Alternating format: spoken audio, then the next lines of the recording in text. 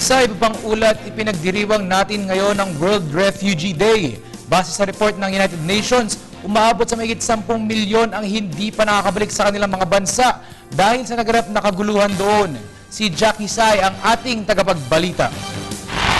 We're here today to talk about millions of desperate families.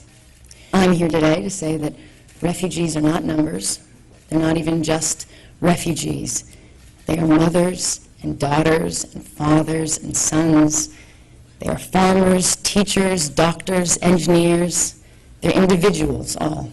They are the most impressive people I have ever met.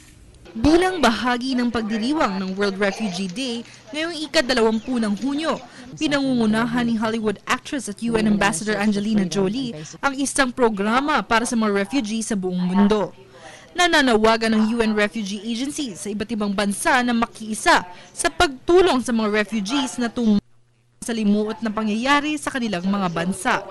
Every minute, 8 people around the world are forced to flee their homes due to war and persecution. No one chooses to be a refugee. Umaabot pa rin sa mahigit 10 milyon ang mga hindi nakakabalik sa kanilang mga bansa dahil sa naganap na mga kaguluhan at gera.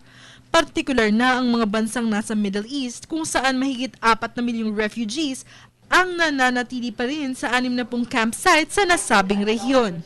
Every day, thousands of people run from war, persecution, and terror. Even one is too many. One family forced to flee is too many. One child growing up in a camp is too many.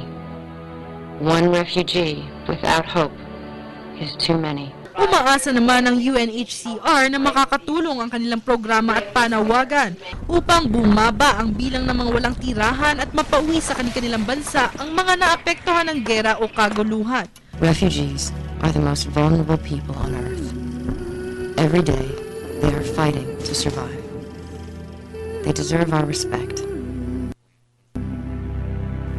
Please do not forget them. Remember them on this day, World Refugee Day.